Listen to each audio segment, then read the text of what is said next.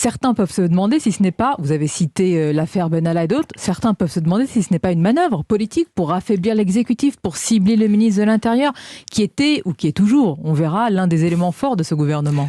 Mais ça n'est pas nous qui affaiblissons le gouvernement, qui affaiblissons le président de la République. Ce sont les propos de Gérald Darmanin.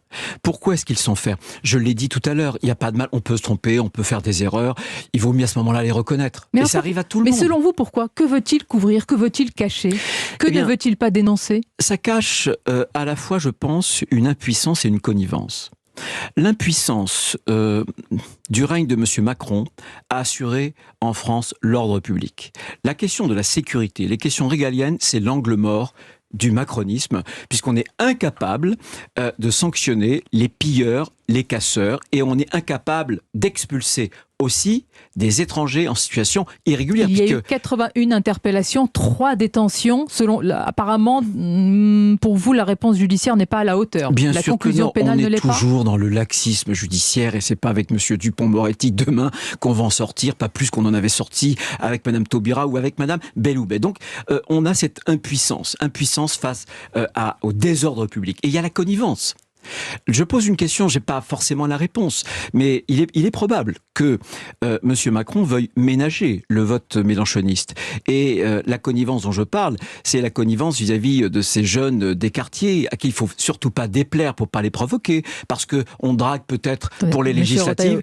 L'image de la France à l'international est ternie, et selon vous, le président de la République essaierait de ménager la chèvre et le chou en vue des législatives ? C'est une question que je pose. J'ai assisté, comme vous d'ailleurs, à la pseudo-campagne des présidentielles. Et j'ai bien vu entre les deux tours, monsieur, à l'époque il était candidat, président de la République, draguer le vote Mélenchon. Mais il n'y a pas eu un pseudo-vote, il y a eu un vrai vote des Français.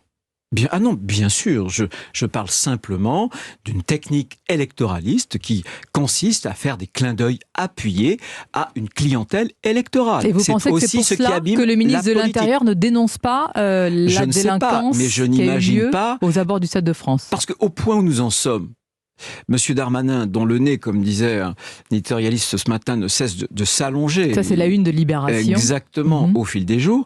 Mais à un moment donné, c'est le président de la République qui va être responsable. Il n'a pas voulu dire un mot. Oui, un mot du président, pas un mot de la première ministre. Quel signe y voyez-vous d'ailleurs ? Mais l'ordre public, tout comme la place et l'image de la France dans le monde, c'est pas un ministre de l'Intérieur qui en est, si j'ose dire, redevable. C'est d'abord le président de la République. Et moi, je lui demande désormais d'intervenir dans ce débat. Parce que c'est trop grave. Parce que ça met en cause, regardez, il y a une enquête aussi menée par la justice anglaise.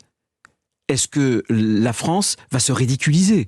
Est-ce que le président de la République, qui est garant encore une fois de ce que nous représentons dans le monde, il est même aujourd'hui, au moment où je vous parle, président de l'Union européenne, est-ce qu'il va laisser faire ?